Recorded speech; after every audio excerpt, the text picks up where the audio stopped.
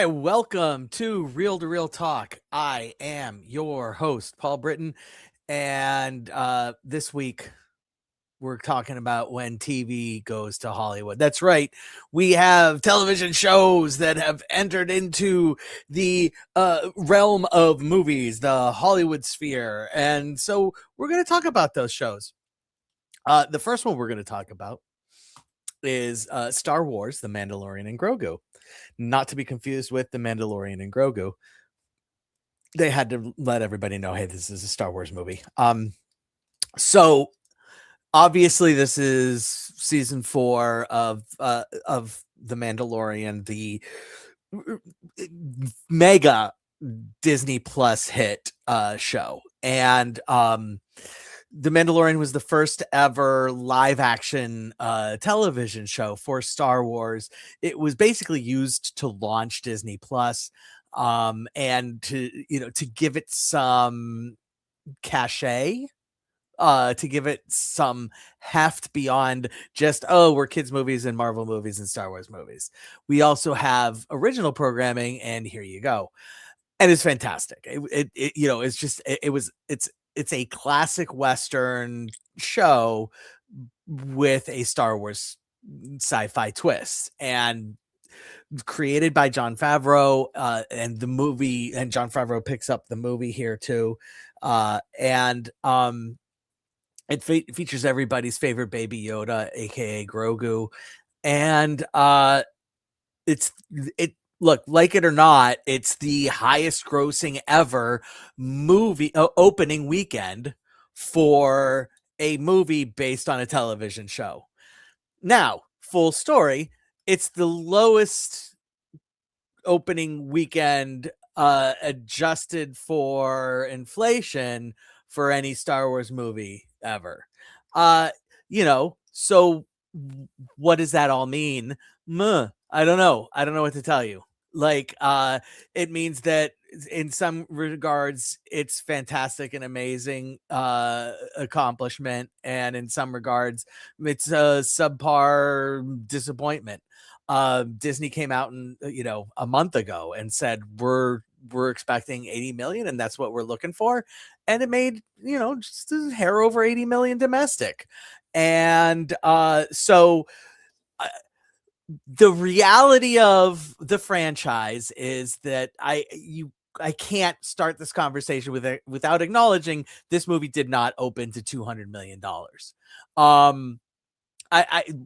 It's been 7 years since the last Star Wars movie opened, which would have been Rise of Skywalker, which I mean, Rise of Skywalker basically launched this show with Sergio, where Sergio had me and I believe his friend Eric Kramer come on and discuss the merits or lack thereof of Rise of Skywalker. I was on on record as being a Rise of Skywalker supporter. I thought it was a perfectly fine. What was it the best? No, but it was a perfectly fine closing to a trilogy. Uh, there were a lot of complaints that you could make about the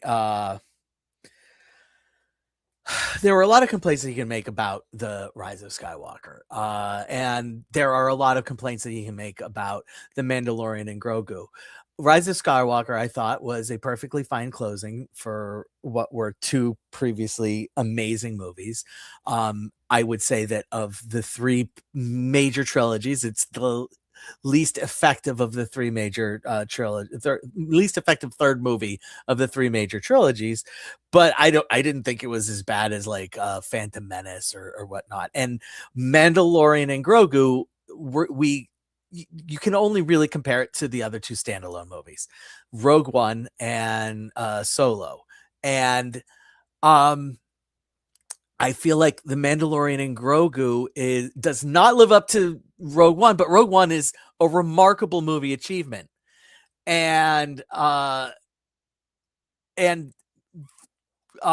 Solo was a perfectly okay, fine, fun movie that suffers from trying to recreate characters. I've got somebody here watching that says, I feel like this movie is getting hate for stupidity of beliefs and how some people live their life. I'm not going to go so far as to say it's hate from stupidity of beliefs and how people live their lives.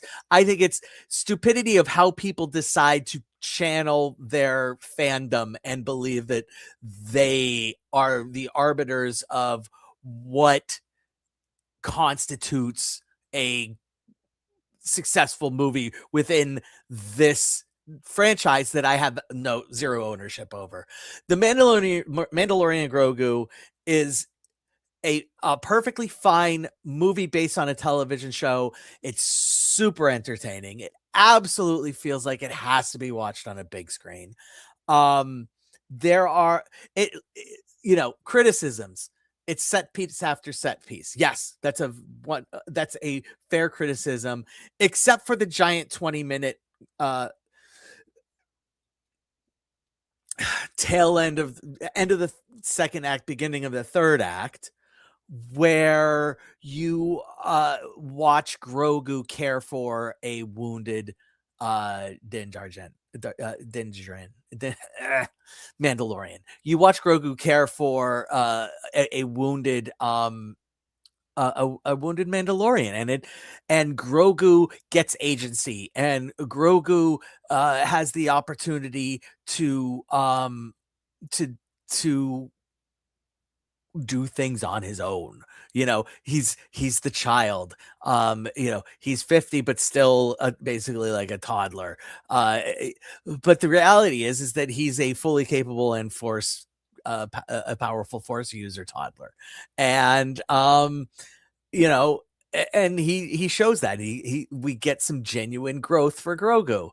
But yeah, I mean, other than that, the movie is set piece after set piece. Another complaint, which this one I feel is super valid, is that there's so many characters that are from television shows with not enough nods to movies. Yeah, 100%. Like, they bring back the Hutt twins from the animated series, the Clone Wars animated series. And I could have done without that. They bring back Rada Hutt, Rada the Hutt, who's Jabba the Hutt's son, and is the central plot device from the original introduction to the animated Clone Wars, which was the Clone Wars movie, which was only okay. And it's kind of like, what are we doing? And the reality is what we're doing here is that Dave Filoni, who got his start with Star Wars through the Clone Wars animated movie and shows, just decided he wanted to interject his creations into the show, into this movie. I think the movie it hurts from that aspect of it, but also it's not like you need to know that they were characters from those shows. You get the idea of what's going on with these characters. Like, they're pretty, they are characters that had to be characters within a kid's animated show. I mean, it wasn't like it was an anime where it really was, leaning towards an adult audience. It was an animated show for kids. And so therefore the characters needed to be pretty easy to present and not super 8-dimensional. And these are characters that are easy to present and not super 8-dimensional. Why they have Jeremy Allen White doing the voice of Rada the Hutt, I don't know. That's fine. Hey, who cares? It's fine. It's fine. But the reality is that the movie they were Jon Favreau just kind of came out and said, look, I wanted to make a Star Wars creature movie, and that's what he does. I mean, he makes a Star Wars creature movie. There's one human character played by Sigourney Weaver that is introduced in this movie, and everything else introduced, it's not true. There's a couple of bad guy Empire remnant generals that appear as well, but one main character that appears in more than one scene. And it's It's fine. Like that's where he wanted to go, and that's what they did, and that's what we get. And that's fine. If that's what he wanted to do, that's great. The reality is and always will be that Star Wars movies are not for the adults. Like, like the original Star Wars movie, they appeal to families. They are family movies. They are not kids movies. They are not adult movies. They are family movies. And the Mandalorian and Grogu as an extension of the show, and that's what it is. It's an extension of the show. Okay, so I'm not gonna pretend that it's not just an extension of the show. Is it absolutely is an extension of the show? Oh, it could have been a 5-episode series, season 4, and yeah, guess what? It could have been a 5-episode season 4. That's what they did. They made a movie out of it, and it functions perfectly fine as a movie. They trim a whole bunch of extra plot lines that you wouldn't need, that they need to fluff up a show and a season, and we're done. Like I'm perfectly fine with that. Like I am perfectly fine with that. Uh, I it's a super entertaining hang at the movies. Is it going instantly in the top 3 of Star Wars movies for me? No. Top 5? Probably not. Is it going into the bottom 3 of Star Wars movies for me? Again, probably not. Like, that's just the reality. It's in the middle somewhere, and that's perfectly fine. But let's talk about how we rate it here on Real to Real Talk, where we do ratings using tacos instead of stars. And if we feel like it needs a little extra, we throw some guac on there, rather than saying, oh, it gets a half a taco like you would say a half a star. Why? Because nobody eats a half a fucking taco. This is just a perfect 3 taco plus guac movie. I give it the guac because it just made me happy. Like it just absolutely made me happy for 2 hours and 15 minutes. And the only thing I worried about were minuscule things that uh, uh about the movie, that it's like at the end of the day it didn't really detract that much from the enjoyment of the movie. It just limited how good of a movie it could possibly be, which is perfectly fine. Like not every Star Wars movie is going to be 4 tacos or 5 tacos, and they don't have to be. Yeah. Next up is okay. So normally what I do on this show is I do the theatrical releases, and then I'll do streaming stuff. Tom Clancy's Jack Ryan, the Ghost War, is a streaming release from Amazon. But it was presented as a movie. This is an extension of the television show Jack Ryan, which airs on Amazon. Shocking. And stars John Krasinski. And I'm sure is perfectly fine as a spy thriller television show. As a movie, this thing doesn't work on any level. And why? Because it is just absolutely derivative of 4 or 5 different Mission Impossible movies. Like literally plot points directly lifted from Mission Impossible Ghost Protocol, which is the worst possible thing you could do. Mission Impossible Rogue Nation. And primarily those two, to the point where like they go to the United, this movie opens in the United Arab Emirates in a tall building that in a server room. It's like, seriously, you're not even going to hide it. And here's the thing is, so Star Wars, The Mandalorian and Grogu as an extension of a television show felt like a theatrical event. The plot wise, yeah, you could have just made it as a television show, but the theatrics of it, the visuals of it, the way it's presented, the way the 3-act plotting, that sort of 100% a movie, and it works as a standalone movie. Tom Clancy's Jack Ryan Ghost War, while ostensibly being able to stand as a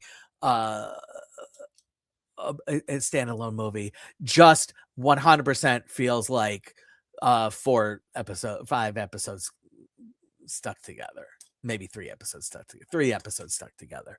Um, the soundtrack, the score is just tinny television show music.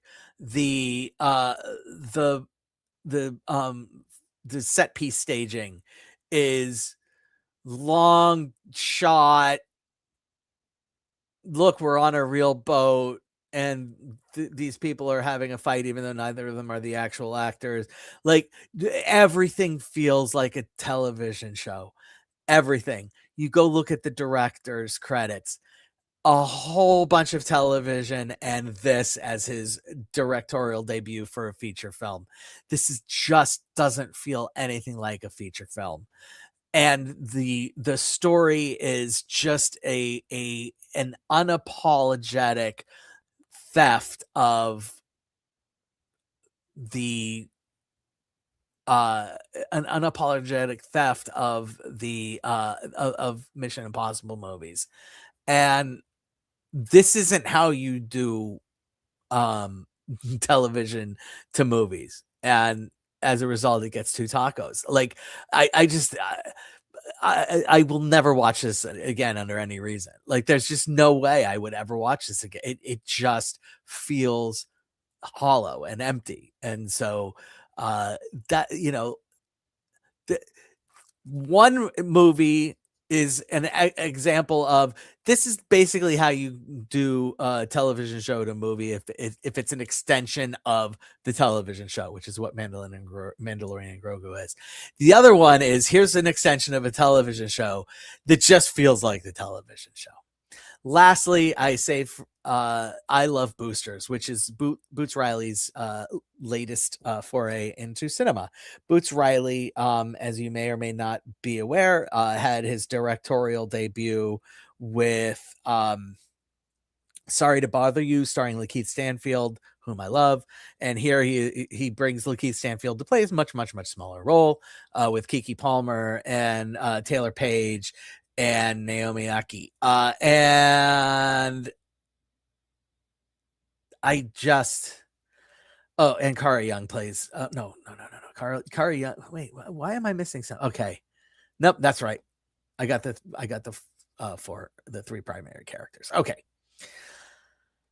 I love Boosters. Now, I freaking love Sorry to Bother You. Just a scathing and and prescient exploration of exploitation of labor, and particularly minority labor within the within a an oppressive system, and just how identity is sucked away from people trying to appease capitalism. And I Love Boosters tries to tell a somewhat similar story, but it's very different, where 3 women are boosters, meaning they steal fashion at department stores and high-end stores and resell them in their neighborhood for huge discounts, and fashion forward philanthropy is the 3 F's is what they're in for. And the primary premise and the primary driver for this movie is fantastic A+. And there is fantastic A+, probably 80 minutes worth of film in this film. Demi Moore playing the bad, we'll call her the bad guy, the designer whom these boosters primarily targets. It's just this foul mouth, shallow person, shallow billionaire, and wonderful, amazing, love it. But Lakeith Stanfield as the love interest of one of the characters takes the there is too much in this movie. This movie is really strange, which is fine. I love really strange. I love weird. I sign up for strange and weird all the time and I enjoy it immensely. But this movie gets bogged down in trying to be really strange and really weird to the point where it can't get out of the way and just let the movie be the movie. There is a MacGuffin. I'm not going to dive too much into the MacGuffin. And the basic premise of the MacGuffin, well, I can give you the basic premise. The basic premise of the MacGuffin is they've discovered a transporter device. And then they branch the MacGuffin out to be able to do more than just be a transporter device. And the other two uses of the MacGuffin don't make any fucking sense whatsoever. Are there almost exclusively to provide comedic value, which is unnecessary because the movie and the characters are funny in and of themselves without the MacGuffin also being funny. And confuse and bemuddle the main conceit of what's it just bogs the story down because they're constantly having to describe what the fuck is this MacGuffin doing. Just let the movie be, man. Just let the movie be. This I I recommend people see this movie, but I also would suggest that it gets really fucking weird.